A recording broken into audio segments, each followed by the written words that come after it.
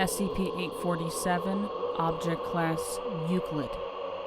SCP-847 is a human female mannequin, 156 centimeters tall and 27 kilograms in mass, constructed of human hair and an unknown composite fibrous polymer that abrades and shatters similarly to porcelain. Exploratory laparoscopy of SCP-847 shows the presence of internal structures resembling an incomplete set of bones, organs, and major blood vessels, composed of the same polymer.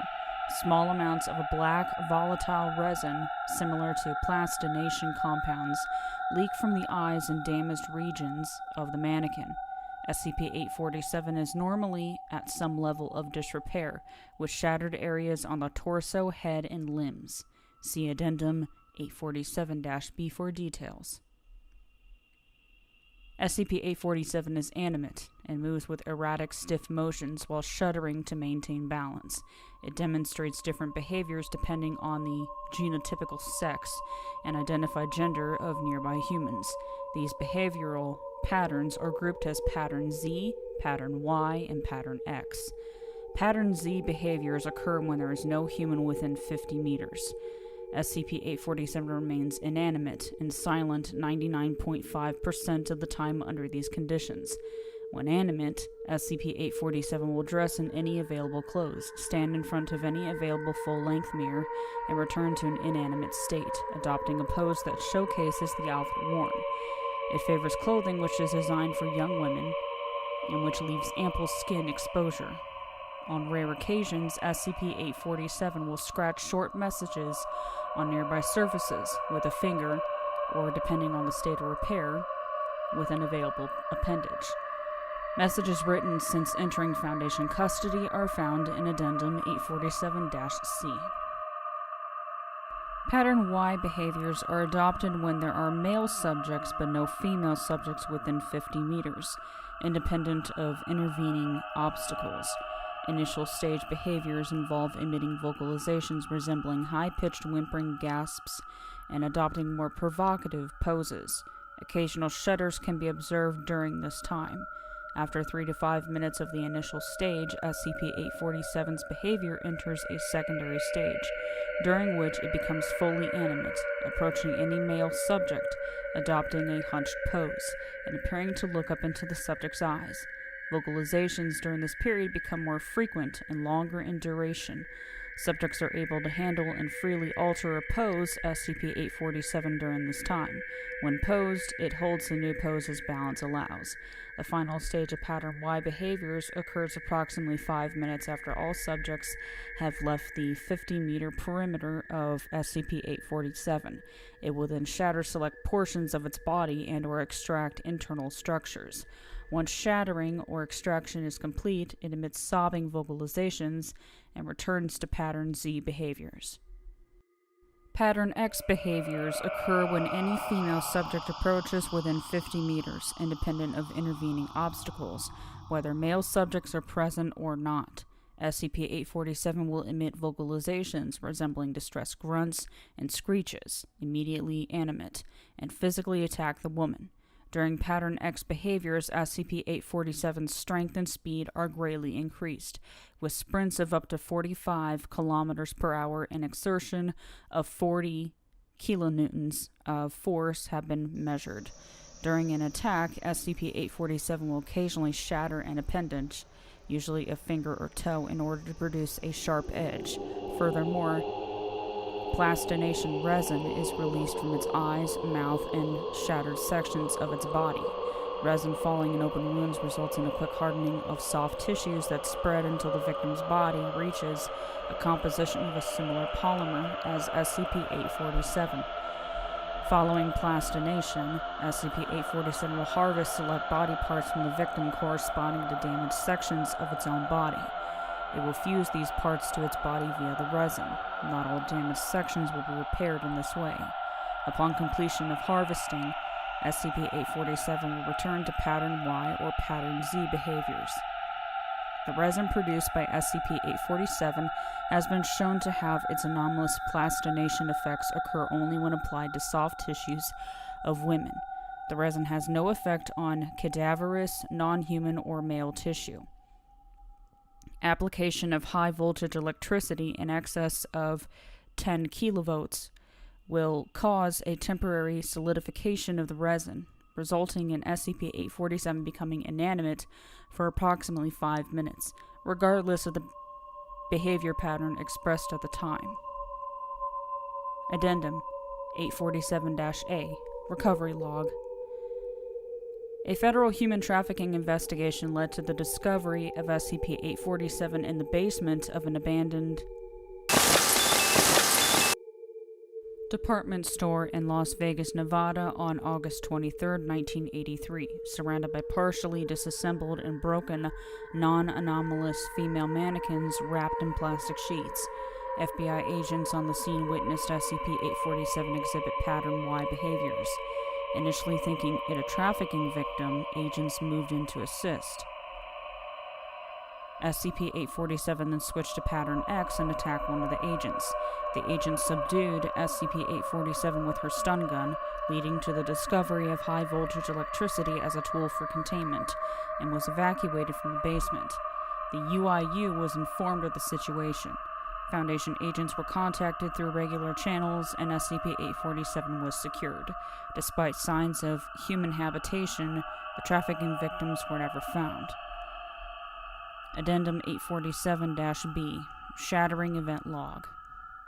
Notable shattering events are listed below. Due to the shattering and harvesting behaviors of SCP-847, it has significantly altered appearance since entering Foundation custody.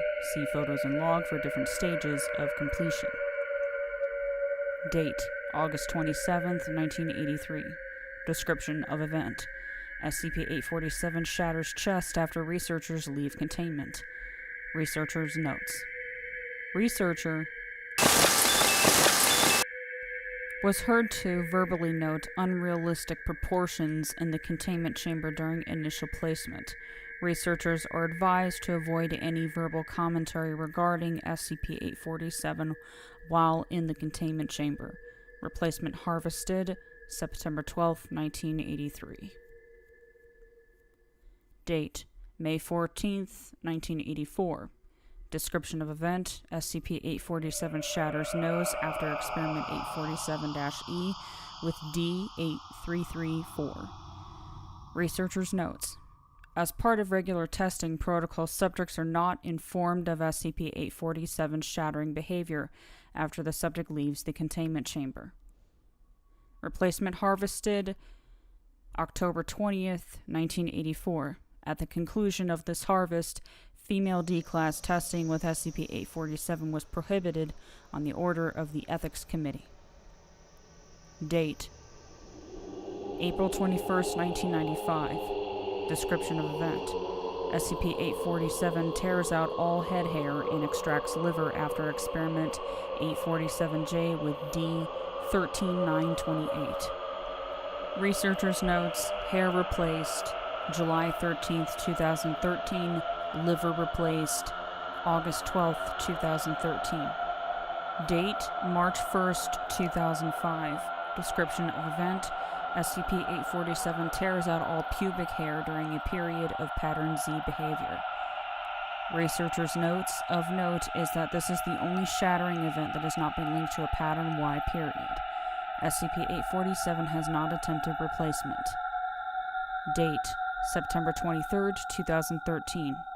Description of event: SCP-847 extracts brain, eyes, clavicle, and shatters hands.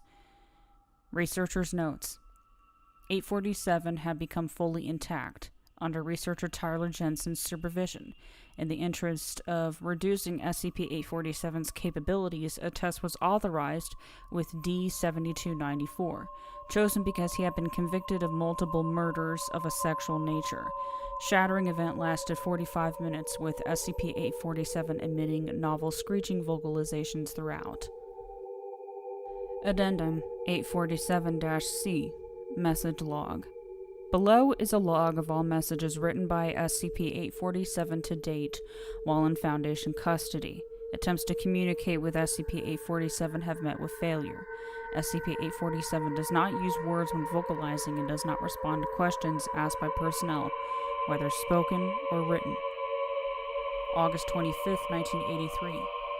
Come back. October 13th, 1984. I can do better. September 9th, 1986.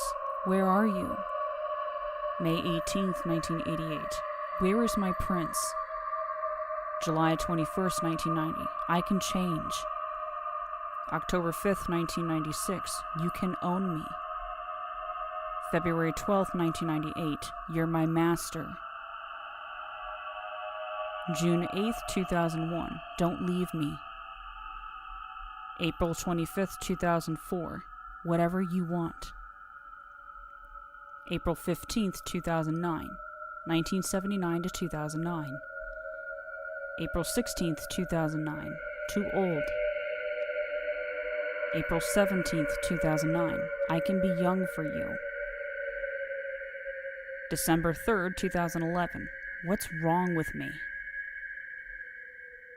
March 8th, 2013. I'm sorry I'm worthless. August 31st, 2015.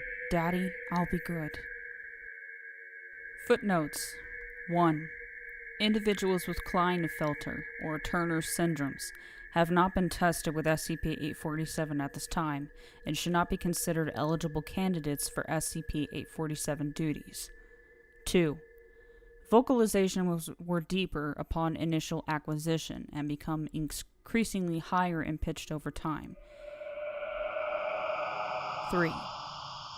On September 22, 2013, researcher Tyler Jensen was reprimanded, discharged, and stripped of all standing with the Foundation due to multiple ethics committee and standard procedure violations that resulted over a period of 2 months in the death of 9 D-Class personnel and ended with Jensen effecting the containment breach of SCP-847, resulting in an additional 2 fatalities.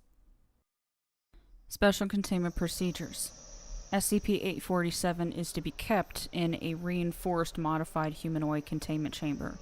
For the purpose of ongoing behavioral studies, the room is to be fully furnished with a bed, dresser, couch, table, chair, full-length mirror, sink, shower, and toilet.